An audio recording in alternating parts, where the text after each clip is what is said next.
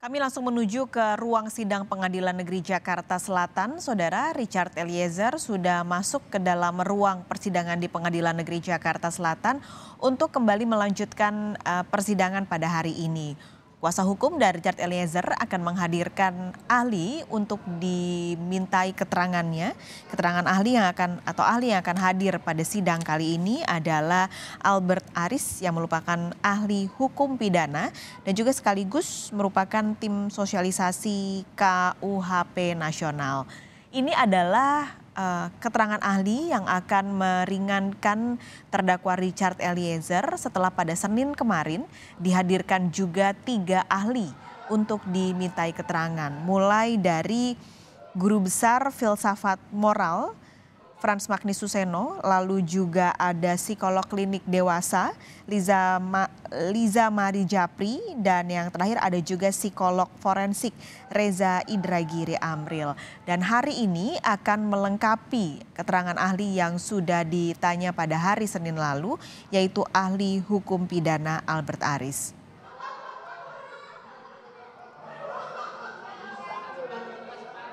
Beberapa hal yang juga sudah dimintai keterangan dari ahli, yaitu beberapa hal yang disampaikan pada Senin lalu dalam sidang kasus pembunuhan Brigadir Yosua yang digelar pada Senin kemarin. Penasihat hukum terdakwa Richard Eliezer ini menghadirkan 3 ahli, tadi dia sudah sampaikan. Pertama ada ahli filsafat moral, saudara Frans Magni Suseno, yang banyak bercerita atau banyak menyampaikan soal keahliannya soal filsafat moral ataupun etika. Dari beberapa hal yang disampaikan oleh Frans Magnis dalam sidang Senin kemarin, menurut Frans Magnis, kalau ada orang yang atas perintah orang lain bisa menghilangkan nyawa, dalam hal ini adalah menembak seseorang, sebenarnya bisa dilihat dari kesadaran orang tersebut. Menurut Frans Magnis, dari beberapa kajian ataupun ilmu yang ia pelajari, bisa saja si penembak sebenarnya dalam kondisi kebingungan atau bingung karena berhadapan dengan 2 norma. Itu yang disampaikan oleh Frans Magnis dari sisi keilmuan yang dimilikinya.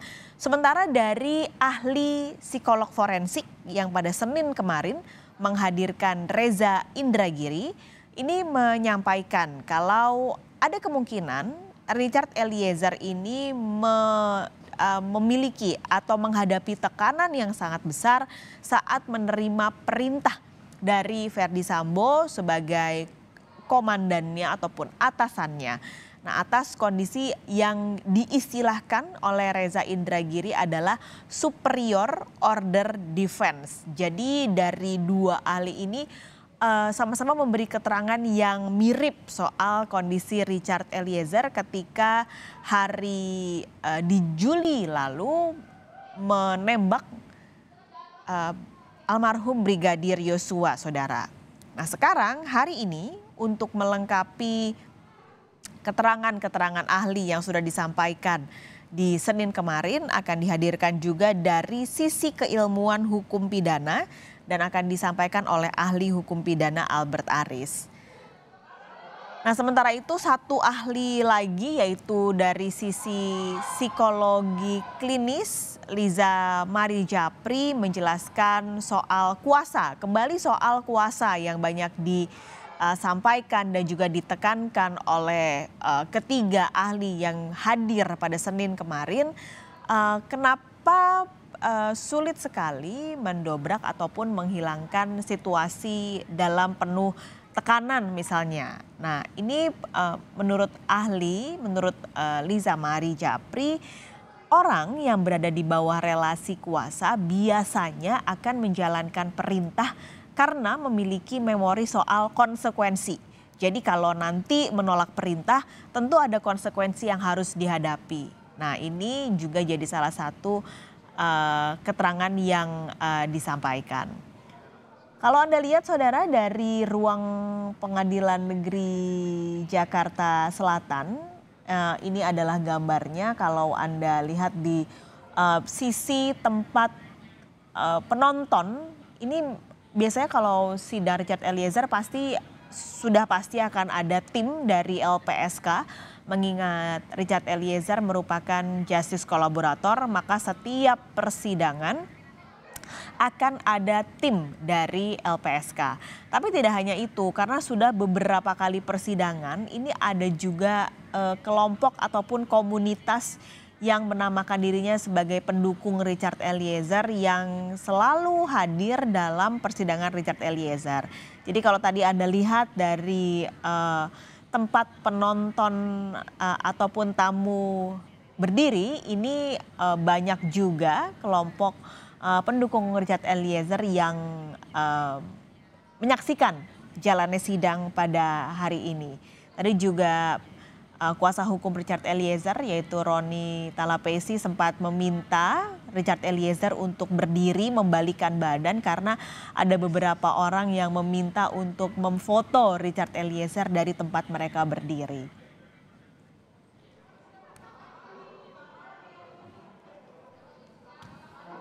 Kembali kami informasikan, saudara, hari ini akan digelar sidang lanjutan dari kasus pembunuhan berencana Brigadir Yosua dari Pengadilan Negeri Jakarta Selatan. Hari ini kuasa hukum ataupun tim kuasa hukum Richard Eliezer yang diketuai juga oleh Roni Talapesi akan menghadirkan satu orang ahli yang merupakan ahli hukum pidana. Albert Aris akan hadir pada sidang pada hari ini. Informasi ini kami dapatkan secara resmi langsung dari kuasa hukum Richard Eliezer, Roni Talapesi, yang pada pagi tadi juga sempat berbincang dengan kami di Breaking News Kompas TV, saudara. Kehadiran dari ahli hukum pidana dalam sidang hari ini menurut Roni Talapesi bukan untuk membenturkan keterangan dari ahli hukum pidana yang diminta atau yang dihadirkan oleh tim kuasa hukum Verdi Sambo dan Putri Chandrawati. Tapi untuk memberi gambaran lebih jelas, saudara, soal kasus ini. Majelis Hakim sudah memasuki ruang persidangan, saudara, artinya sidang akan segera dimulai. Kita akan langsung menuju ke Pengadilan Negeri Jakarta Selatan untuk menyaksikan jalannya sidang hari ini. Saudara Richard sehat hari ini? Sehat, Yang Mulia. Baik, silahkan pindah di sebelah tempat duduk penasihat hukum saudara. Baik, Yang Mulia.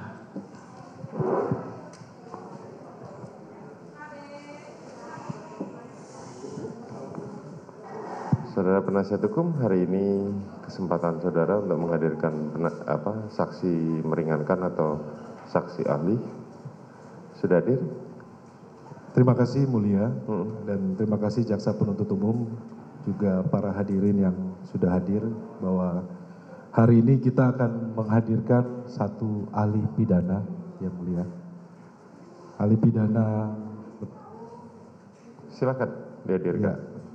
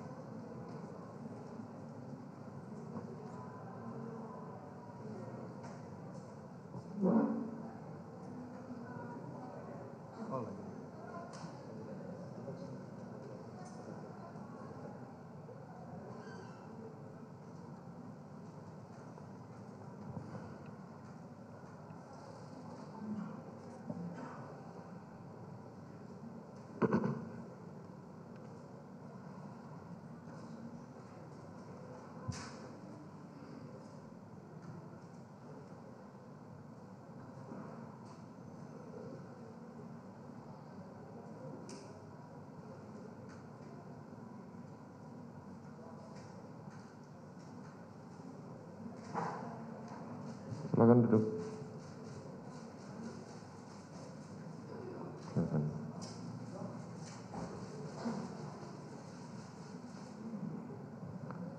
Boleh saya pinjam kurikulum vitae saudara?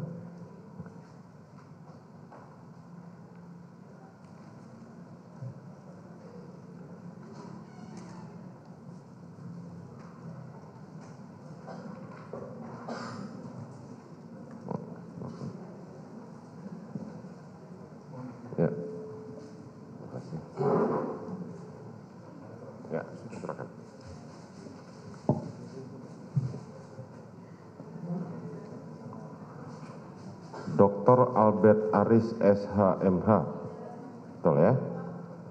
Tempat tanggal lahir 12 Mei tahun 85, alamat Puri Gardena F2 nomor 18A, RT 5 RW 14, Jakarta Barat.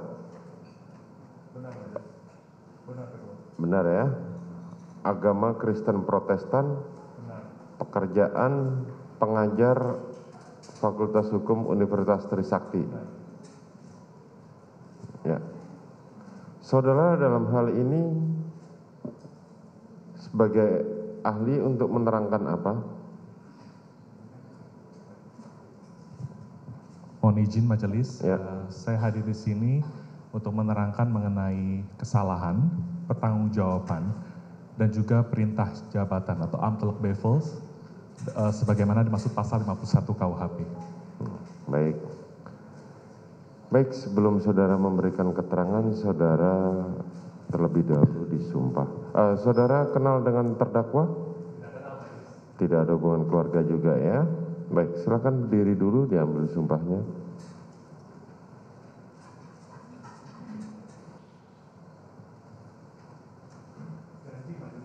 Ya, silakan. Saya berjanji Sebagai ahli dalam perkara ini akan memberikan pendapat tentang soal-soal yang dikemukakan sesuai dengan keahlian saya dan ilmu pengetahuan saya dengan sebaik-baiknya. Semoga Tuhan menolong saya. Silakan duduk. Baik, silakan penasihat hukum terdakwa untuk bertanya terlebih dahulu. Waktu saudara kurang lebih 1 jam. Terima kasih Yang Mulia. Mohon izin, ahli yang kita hadirkan adalah ahli pidana yang merupakan pengajar hukum pidana Universitas Trisakti. Ahli juga sebagai salah satu anggota tim pembahas RKUHP dan juga sekaligus salah satu jubir dari RKUHP dan atau KUHP yang baru. Kami akan bertanya kepada saudara ahli. Terima kasih untuk kehadirannya pada pagi hari ini, pada siang hari ini di persidangan yang mulia ini. Kami akan bertanya, apakah pengertian perbuatan pidana juga mencakup pertanggungjawaban dalam hukum pidana Indonesia? Sebelum saya menjawab pertanyaan penasihat hukum, perkenankan saya menyampaikan bahwa saya hadir di sini majelis secara pro bono atau cuma-cuma gratis. Dan tanpa mengurangi rasa hormat saya kepada majelis hakim, perkenankan saya menyampaikan ius curia novit, artinya hakim dianggap tahu hukum. Kehadiran saya di sini hanya untuk memberikan perspektif-perspektif yang sekiranya menguntungkan bagi terdakwa Richard Eliezer. Terima kasih. Izin menjawab majelis? Ya, silakan. Baik. Tadi pertanyaan dari penasihat hukum menanyakan apakah ada perbedaan antara tindak pidana dan pertanggungjawaban pidana, kurang lebih seperti itu ya.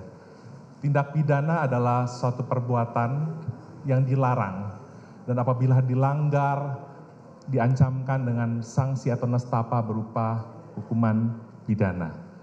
Nah, hukum pidana Indonesia memisahkan antara tindak pidana dan juga pertanggungjawaban pidana. Artinya, orang yang melakukan suatu tindak pidana belum tentu dapat dimintakan pertanggungjawaban pidana. Ini adalah konsekuensi dianutnya paham dualistis dalam hukum Indonesia yang secara langsung memisahkan antara tindak pidana atau strafbar feit dengan pertanggungjawaban pidana itu sendiri. Nah, kalau kita bicara tentang pertanggungjawaban majelis, itu merupakan suatu keadaan normal psikis yang membawa pada 3 macam kemampuan. Yang pertama adalah kemampuan untuk mengerti makna dan akibat sungguh-sungguh dari perbuatan dimaksud, khususnya perbuatan pidana ya. Yang kedua adalah dia mampu menginsafi bahwa perbuatannya tersebut bertentangan dengan ketertiban umum masyarakat. Dan yang ketiga, yang terakhir, si pelaku mampu untuk menentukan kehendak berbuat